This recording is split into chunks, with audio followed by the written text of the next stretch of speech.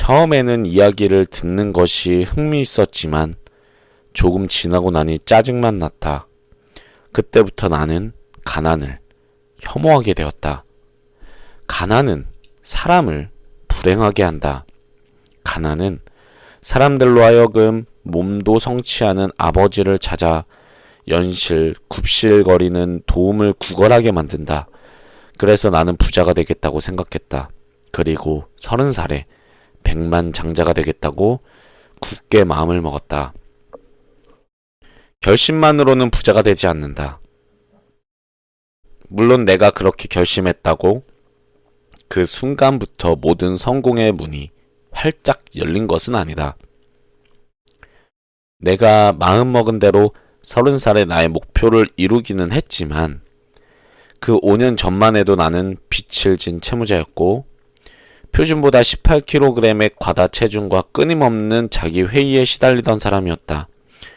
아슬아슬하기만 한 재정 상태로 인해 당시 나에게는 돈이 인생의 전부처럼 보였다. 돈은 언제나 우리가 부여하는 만큼의 의미를 갖는다. 그리고 우리가 돈 문제로 곤란을 겪는 동안 돈은 필요 이상으로 중요한 것이 되어버린다. 그럼에도 당시 나에게는 모든 것이 금방 좋아진다는 희망이 있었다.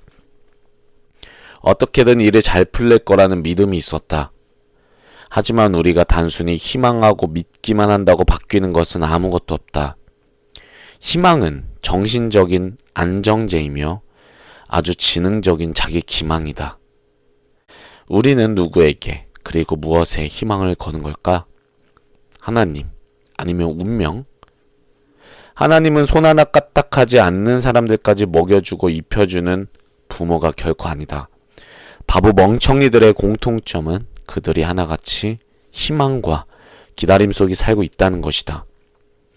라는 옛말은 그래서 틀린 말이 아니다. 가치와 목표가 일치해야 한다.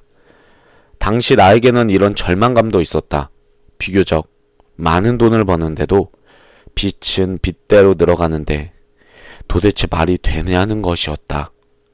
이 의문에 대한 답을 마침내 찾아낸 나는 크게 놀랐다. 돈은 좋은 것이라는 믿음이 내 마음 어디에도 없었기 때문에 결국 나 스스로 나의 성공을 방해하고 있었던 것이다.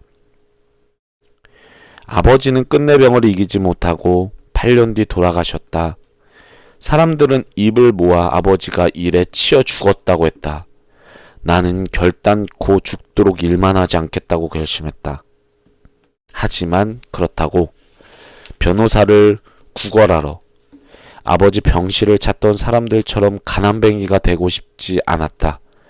그러니까 부자가 되더라도 가능하면 쉽게 아무것도 하지 않으면서 되고 싶었다.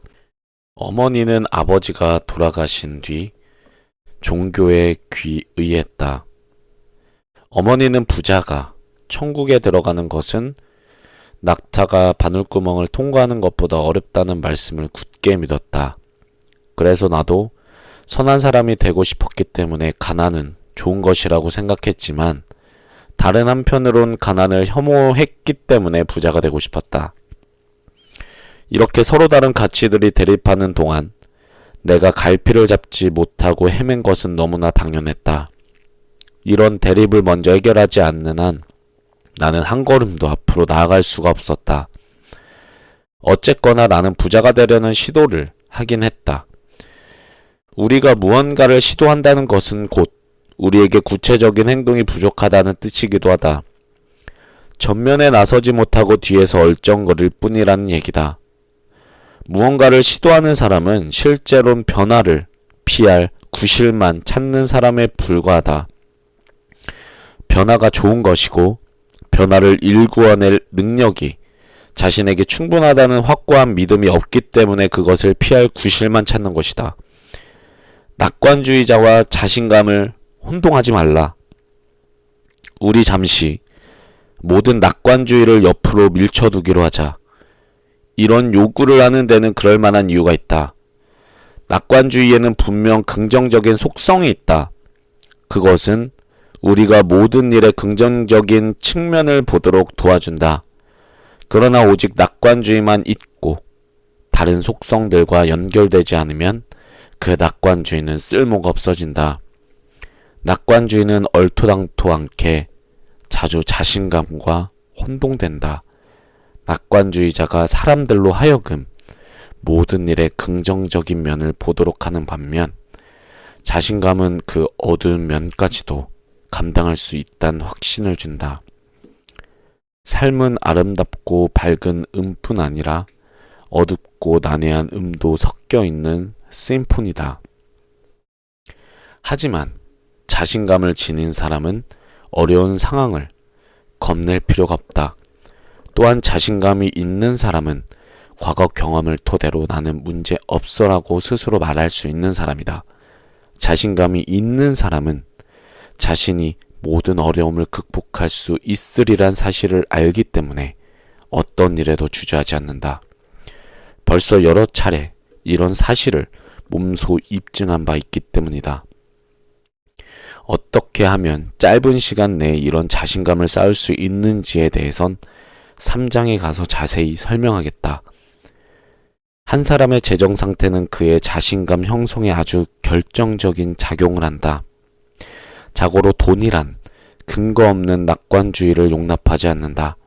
은행 잔고는 항상 화폐의 최소 단위까지 적나라하게 까발리고 거기엔 과장이나 미화가 끼어들 틈이 전혀 없다.